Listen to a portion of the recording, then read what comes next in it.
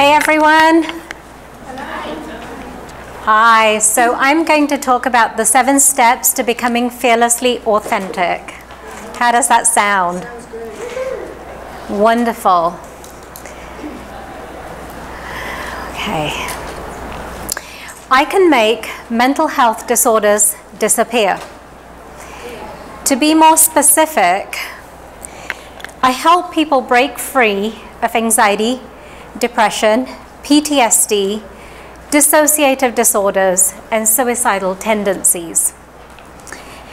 Not only do I help people break free of mental health conditions, I also help them to reclaim their power and their joy on a journey to becoming fearlessly authentic. Now you're all wondering how I do this, because what I'm talking about is a really quite an extraordinary claim to make. The general consensus within our medical profession is that mental health conditions cannot be eradicated. Yes, they can be better managed and better controlled, but they cannot be eradicated. Now, yes, it seems then that this is an extraordinary claim. But it happens with 90 to 95% of the clients that I work with. And I'm certainly not a magician. So what is it that I am doing differently that allows people to heal? To understand what I'm doing differently, you must understand the intersection between psychology and spirituality. Or rather, I should say, the intersection between psychotherapy and subtle energy work. You see, there is a sacred space in this intersection. I call it a sacred space because this is where mind, emotions, and soul all reside. They not only reside here, but they interface with one another. And that's the key to healing. Let's go a little bit deeper. Let's talk about modern medicine and the limitations of modern medicine. We know that our modern medicine has limitations, even though the last 300 years of medicine has produced the most amazing discoveries. Nonetheless, there are limitations. You see, our modern medicine is based on what we call the reductionist approach. That means that everything is defined into 3-dimensional space. Now, what does that mean when we are human? According to our modern medicine, when everything is defined as 3-dimensional space, to be human, it means that we begin and end with our skin. That is it. So within our modern medicine, human beings are seen as nothing more than highly intelligent robots. Yet we know, and there's so much research now to show, this research from studies in consciousness, there's research from studies in quantum physics to show that human beings continue to exist at subtler and subtler levels beyond our physical bodies.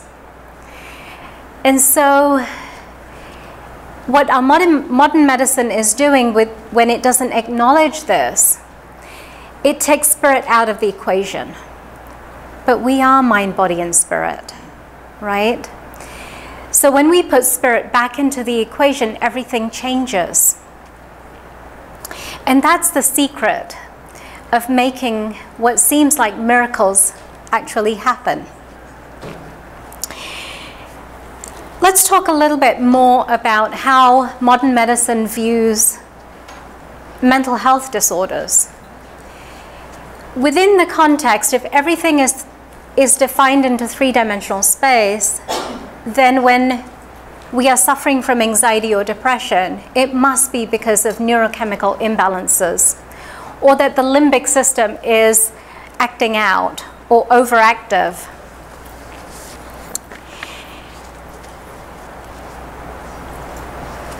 With all the research on studies in consciousness and studies in quantum physics, we need to start to learn to change our perspective.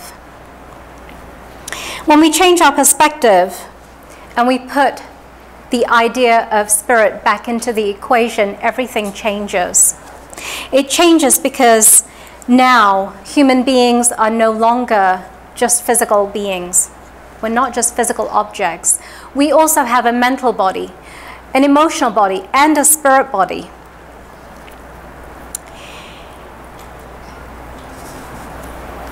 Think of Einstein's famous formula, E equals mc squared. Interpreted, it means that energy and matter are dual expressions of the same substance.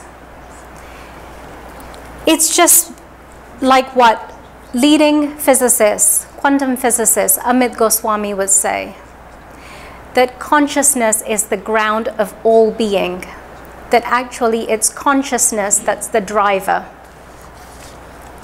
So what happens when we put spirit back into the equation? When we say that consciousness is the driving force for everything that exists, whether it shows up as mental health conditions or it shows up as abundance, whether it shows up as physical disease or it shows up as something else. You see, consciousness does not have any hindrances. So this perspective provides us with an alternative view to mental health conditions, and not just mental health conditions, but any struggle that we have. Instead of thinking about conditions like anxiety and depression as if they are a part of us, we can now think of them as symptoms to a wider problem. A problem of the soul, the spirit, a problem of consciousness. And it's really about not being aligned with our soul, with our deepest truth that leads to these problems. And there's symptoms that show up to show us that something is wrong, something is not aligned. This soul consciousness, in its purest form, is described as the true self. Isn't that the highest level of authenticity that we can get to? By the way, there are a number of different definitions out there when it comes to authenticity. There are lay definitions and there are some expert definitions. And as I've looked through those definitions, I realized that they really fell into two different camps or two different schools of thought. And those two schools of thought are one that's the psychological approach, where really we want to go from our brokenness to our wholeness. That's the ultimate goal of psychotherapy, is to help people go from a broken ego, an unhealthy ego, to a healthy ego, where we are actualized. And so a lot of people will give out definitions that's based on that notion. But then there is the spiritual definition of authenticity, where it's a lot more than fixing our brokenness, where it's about becoming realigned to our truth, our highest truth, almost to the point of enlightenment. So looking at these two definitions, what I did was I wanted to come up with a definition that could embrace both of these camps, because our journey doesn't stop with becoming a healthy ego. Our journey must continue towards enlightenment. And so some years ago, I coined a phrase. I call it the benevolent warrior. And so to me, authenticity is to accomplish this goal of standing as a benevolent warrior. Now, what does the benevolent warrior mean? It means someone who is able to stand true in their power, which means not submitting power in any way, yet they will never misuse power. It's a really fine boundary, because given half an opportunity, most people will misuse power. I say to my students sometimes, let's make you president for a week. Zero accountability. What will you do?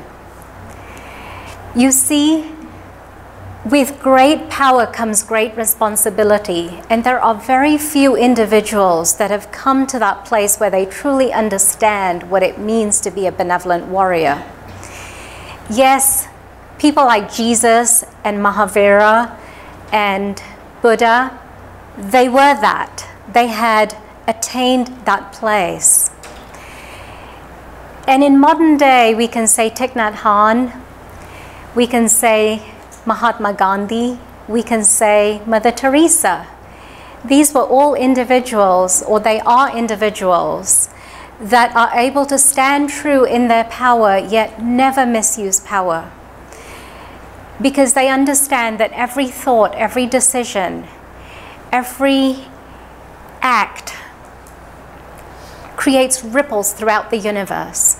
And I want to tell you that it is possible for every single one of us to get to that place, to find that place within ourselves where we can be those benevolent warriors, where we can be fearlessly authentic. I want to make a really important point here, because I come across a lot of spiritual people who are on the spiritual path, and yet we've talked about how in many ways our struggles are illusions. And because of that, I come across a lot of people on the spiritual path, yet they are practicing spirituality in a way, well, if I don't believe it's really there, perhaps it will disappear. This is what we call a spiritual bypass, because the truth is, it doesn't disappear. The truth is that what we experience in any given moment in time is what we are experiencing in any given moment in time. What we feel is what we feel, and we must be willing to acknowledge it. The ultimate goal in the hero's journey is to be able to integrate the spirit with the physical reality. And when you can integrate the two and bring them into balance, that's when you are authentic. That is when you are connected. That is when miracles and synchronicities begin to happen. When we ignore what is really there because we hope that it will disappear, we simply end up being even more ungrounded and disconnected from ourselves. So we come back to that sacred space, the intersection between psychotherapy and spirituality or subtle energy work.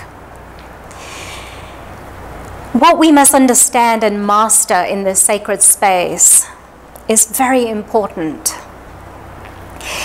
This knowledge can help us to effectively treat not just mental health conditions, but all sorts of struggles. They can help us to heal human suffering, whether it's anxiety or depression, or trust issues, or relationship struggles, or fear, or anger, or shame, or guilt. These are all human suffering. It's not enough for us to understand that we are mind, body, and spirit. We must go a little bit further. And this is the knowledge that nobody shares with you. Yes, we are mind, body, and spirit. But just like the physical body has an anatomy and a physiology and a set of pathologies, because it can be diseased when it's not taken care of properly, so does the emotional body. So does the mental body, and so does the spirit body. Each of these bodies has an anatomy and a physiology, and a set of pathologies that comes with it. And how mind, body, and spirit interact and interface with one another. Imagine a set of Russian dolls. But these Russian dolls are not separate. They're all interconnected. Just like the neurons in your brain, They're so tiny, but they're finely interconnected. So imagine all of this space that's around you, 6 to 9 feet wide, interconnected with these tiny cells that interconnect and keep it together, your mind, body, and spirit. So when we say that we're just a physical body and we're just going to treat what's inside this physical body, we're missing the point. We have to go deeper than that. My journey began about 20 years ago. I was working as an assistant psychologist in Oxford. And I was fortunate that I got to work with some of the best psychologists in the areas of mental health and learning disabilities. And having worked in several mental health hospitals, I got to see every type of mental health disorder. And I got to see every type of suffering. There were people there who were in deep suffering because they had been victimized, they had been abused. And there were people there who had been the abusers, and now they were suffering from shame and guilt. And modern medicine's answer is sedate them, give them some pills. And I knew then that there was something wrong, because that cannot be the answer. Yes, it puts a lid on the problem.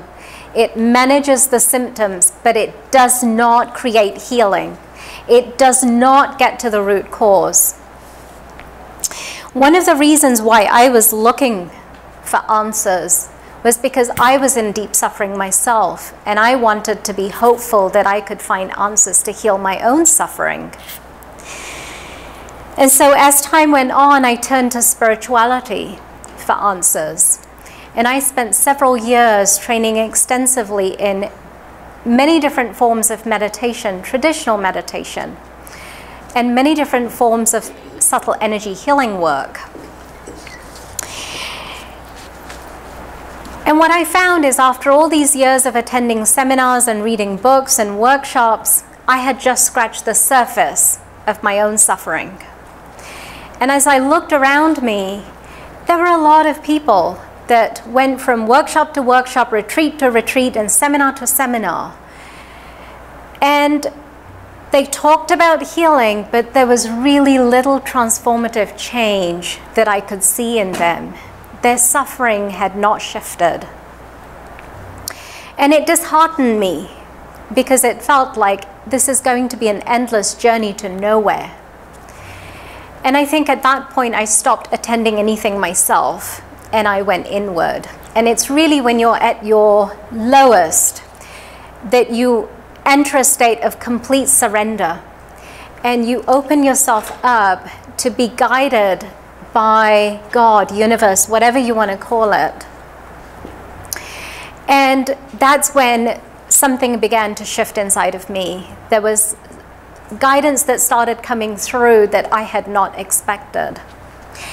And one day I had a really profound experience, which I want to say was the beginning of what I call energy-based psychotherapy. So I was sitting in meditation, and as I sat in meditation, an image began to appear to me. And so the image was of a younger me, and tears were rolling down her cheeks, just endless tears. She was in suffering. So as I connected with her, I knew she was me.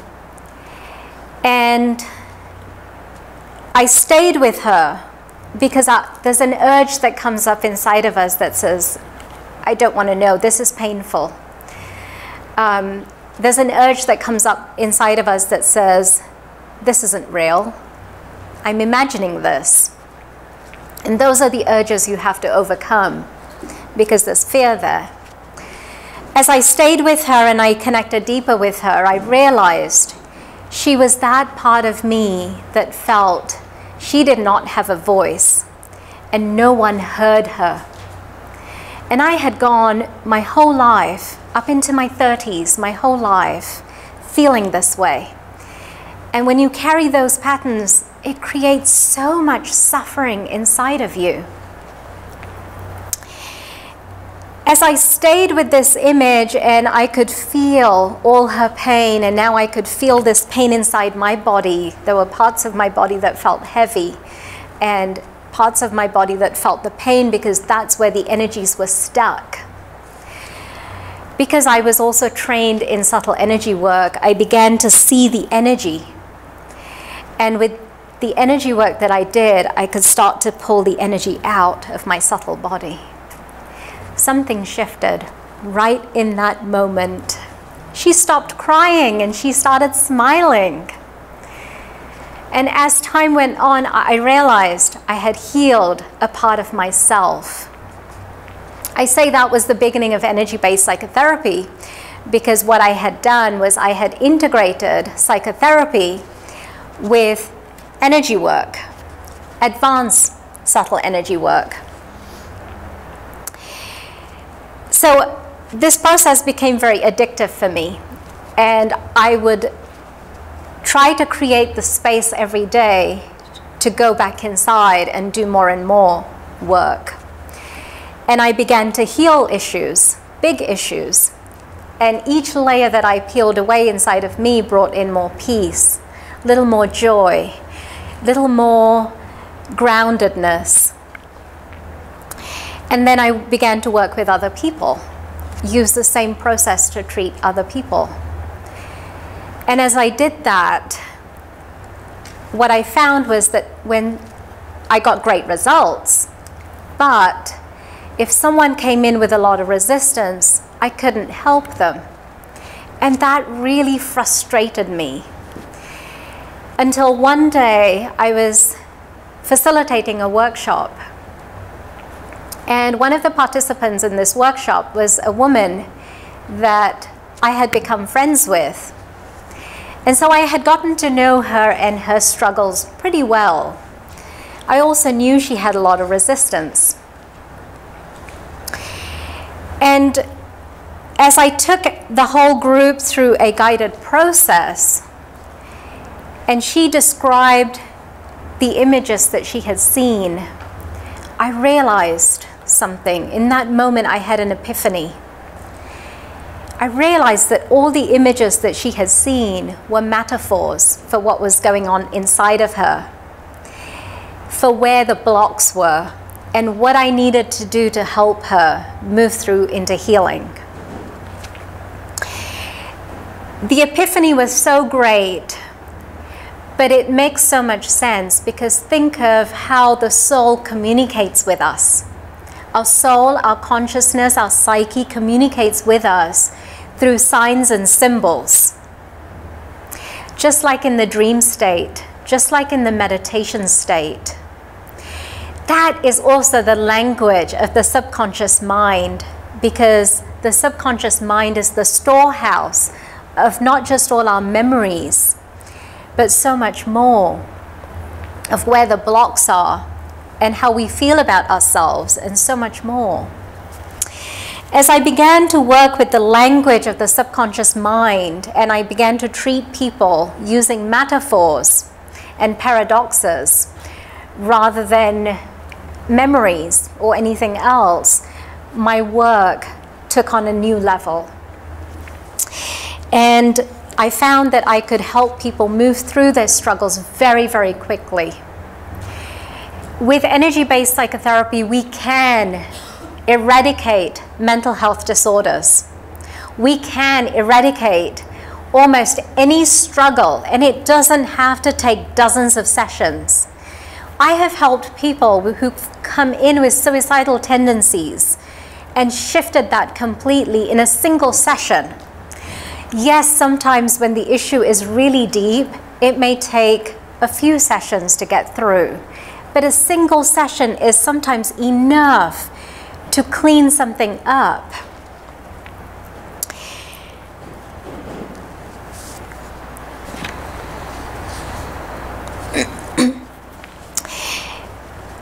As time went on, what happened was I had a group of regular students. And this group of people would follow me. They really believed in the work, and I guess they were after enlightenment, not even authenticity. Each time we did a workshop, each time they came to see me, I would ask the question, what shifted? What is still there? And this allowed us, it allowed me to see that there was a journey that every single person went through to reach authenticity. It does not matter who you are. It doesn't matter what your individual biography is. It doesn't matter what you have been through in life. It's the same journey that we all take to becoming fearlessly authentic. And those are the 7 steps I'm going to talk about. So the first step to becoming fearlessly authentic is to heal disconnects. Let me talk a little bit more about healing disconnects. I think there are small disconnects and there are big disconnects. And in many ways, we are disconnecting from ourselves all the time. When we get into a good book, when we get into a good television show, in that moment, we've disconnected from ourselves. But there is a deeper level of disconnect that we go into. When we binge eat or we watch hours and hours of television, we are disconnecting from ourselves to avoid something. But there are even bigger disconnects. And within the psychological realm, they might be called emotional disconnect, or they might be called out-of-body experiences. In both of those are 2 big disconnects we must heal for any other spiritual work to stick. Why? Because energetically, this is what it looks like. If you are not in your body, and we see this with trauma patients all the time. Sometimes when we have experienced something traumatic or something drastically negative, it's no longer safe to be in our body. It's no longer safe to be with ourselves.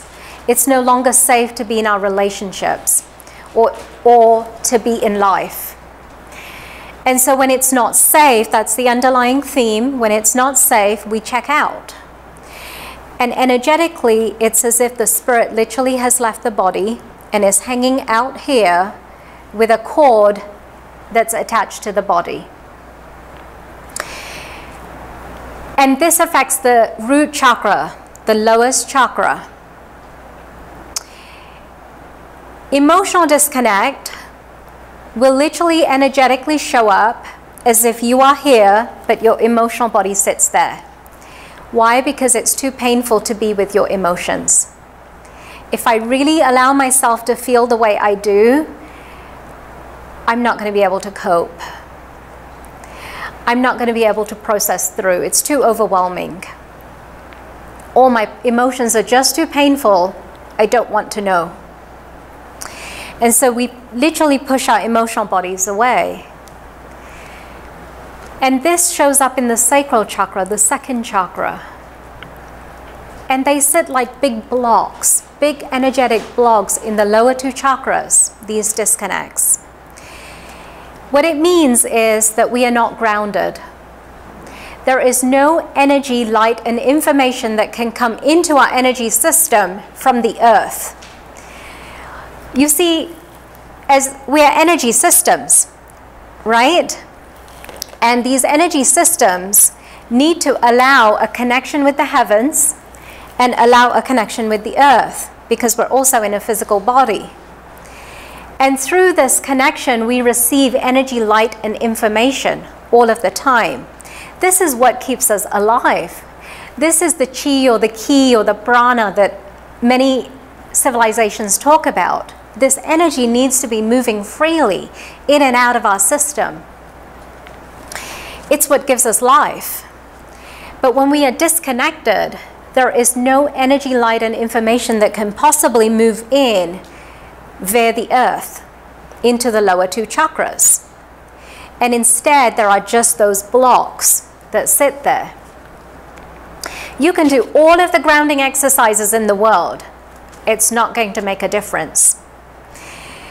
The key here is to help a person move through those feelings of not being safe, to deal with the traumas that are there, and change those programs to feeling safe. And of course, we do that with energy-based psychotherapy by helping to guide them into the fear, into those feelings of not being safe, and then to energetically pull them out so they are no longer part of the person's framework. And as we do that, then the person's ready to either come back into their body or they're ready to reconnect with their emotional body. And when we do that, the amount of energy that will start to move through the person is phenomenal. One of the things I found is when people are not physically grounded in their bodies, they usually have very cold feet. And when you reconnect them, the energy begins to flow, and all of a sudden they warm up and they lose that feeling cold in the feet.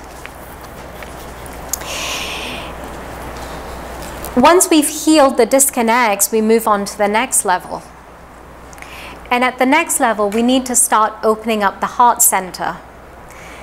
If you are familiar at all with the research that's going on at the Heart Math Institute, then you know that the heart is now being called the heart brain. Why? Because it sends out an electromagnetic field that is 60 times greater in amplitude than the physical brain.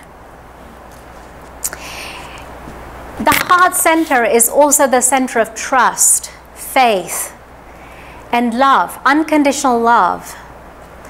But the society that we're living in today, many people have heart centers that are shut down. We've built so many walls around ourselves because we don't want to trust. Why? We're scared that we're going to get hurt. If I trust, if I allow myself to be vulnerable, I'm going to get hurt. And I don't want to get hurt, so let me build up walls around myself. When we build walls around ourselves, we're not able to connect deeply with anyone or anything, even ourselves. And so at this stage of the journey, the only important thing that we have to do, because there's many levels and layers to the heart walls. There are many levels and layers to opening up the heart center to unconditional love and surrender and trust. But at this stage of the journey, the only thing we need to do is to help a person open up their heart to themselves. This is really important. I recently had a client, and she's a young teenage girl. Her mother brought her in because she'd heard from someone that I get really good results with depression and suicide. And that's exactly what she was struggling with, was she had depressive symptoms and she had thought about suicide. As I worked on her, she put up resistance, and there was very definitely an emotional disconnect because she refused to connect with her emotional body. And so I knew that I needed to use some backdoor tricks. As we worked together, the piece that really helped was how she had so many trust issues. Her parents had gone through a divorce, and she had experienced some betrayal from some friends, and that was why her heart had shut down, and she had built walls around herself to the point where she didn't want to go out. She didn't want to interact with anyone. So helping her to move through that feeling of unsafe back into safe allowed the heart wall to come down and for her to be okay with her emotions again. That's a big deal. The mom noticed an instant shift the minute she walked out of my room. Anyway, let's move on. The third step on this journey is inner child healing. We have to be reconnected with ourselves, and we have to be open to ourselves in order to do inner child work. I hear people all the time who've done tons of inner child work and it doesn't stick. And when inner child comes up again, inner child wounds come up again, they're like, oh, here we go again. Well, not with this work. When we heal the inner child, it is healed. Everything sticks and nothing comes back. In inner child, we deal with all kinds of wounds that come from childhood experiences. But I'll share a story of some of the other stuff that can come up in inner child. A couple of years ago, I had a young woman who had been raped at the age of 12. And in her case, she had repressed the memory. She never shared it with anyone, that's what had happened to her. And she has simply repressed everything. And what she realized by revisiting that in inner child, not reliving it, but just revisiting it for healing, forgiveness, clearing, moving on, was that there had been a shadow that had followed her since then. It was like she was in a dark cloud. And that part of her showed up as a zombie, because that was how she felt and how she was living life. So healing that allowed her not to be just liberated, but to start living life again.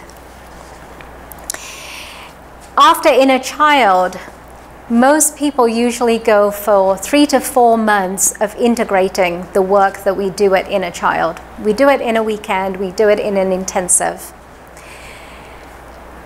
And it can take 3 to 4 months to integrate all of that work because it's deep. But what starts to come up then is fear, all kinds of fear. And we have so many fears. There are the ones that we're really aware of, and then there are fears that are really subtle. And so I have a special process to go in and pull fear out. Because again, if you can access the fear and then pull it out, it's not there anymore. And fear is again another thing that our society says, well, we can't heal fear. We can confront it and we can overcome it, but we cannot heal it. And again, I want to turn that over and say, no, we can. We can absolutely heal fear, so it's not there anymore. Years ago, I had a young man. He came to see me. He said, I love my girlfriend, and I don't want to lose her, but she's looking for commitment, and I can't bring myself to commit to her. So what can you do? So in our work together, initially we talked, and I realized that he had lost his father recently, and his father they had been like best friends. So as we worked together, the first thing that I did was I connected him in spirit with his father so that he could process through and release the grief that he was still carrying. After the moment was gone, he was unable to let his father go. He just wanted to stay there, holding his father in spirit. And the father in spirit was pulling away. So I knew that there was something abnormal right there.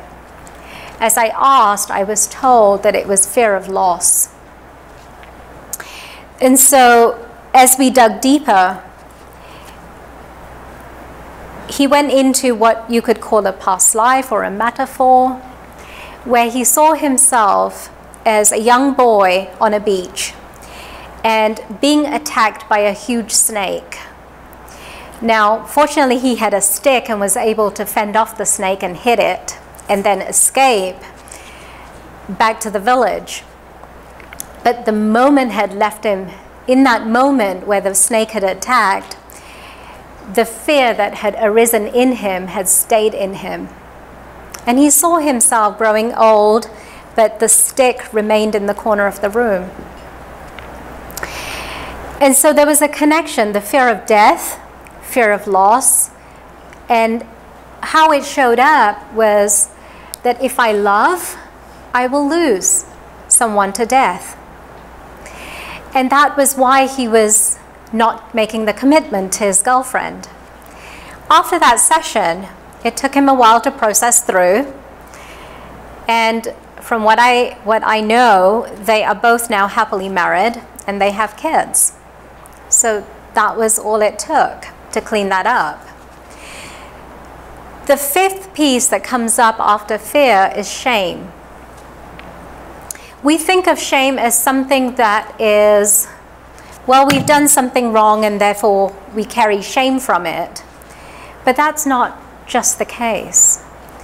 We have a huge amount of shame from our social self, what I call the social self.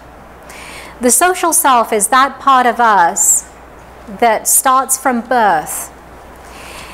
And every identity that's either slapped on us, from name to religion to cultural group to social status, and every identity that we choose, like a profession, comes with a set of invisible rules. And we, in order to belong to that group, we take these rules on, whether they resonate with our deepest truth or not. And when we are not able to follow those rules, or when they don't resonate with us and we want to break away from them, we either shame ourselves or we get shamed. And we carry this shame inside of us until we can heal it. One of my clients some years ago, she came to see me because something didn't feel right in her life. And she was able to access a memory of sitting in an abortion clinic. And it wasn't an abortion that she wanted to go through, but she did it because she felt that was the only way to save her relationship with her husband, because that's what he wanted.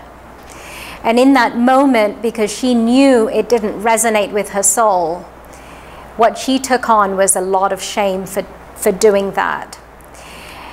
Having cleared the shame, she also lost her addiction to cigarettes, because the cigarettes was a way to cover up the shame, to fill that void. So moving on to step 6, we deal with shadows. I call it shadows because it's anything that's not in conscious awareness. And literally what we deal with at this point is themes. Every single one of us has come in with some themes that we keep recreating over and over in our lives. And when we can get into these themes and clean them out, we are liberated. Every theme that you have, you are not just the victim, although you might be identified with the victim inside of you. You also have the opposite polarity, which is the abuser. Remember, to become a benevolent warrior, we must face the victim and the abuser inside of us. And so this is really important. And so once we clean out these themes that we've been running, it's like we get a blank slate. And the final piece is self-love, because when you have a blank slate, you get to write the rest of your life on that blank slate. And it's really about, what do you want to write? What do you want to fill that blank slate up with? And it's all types of self-love and self-compassion and self-acceptance that you can possibly get.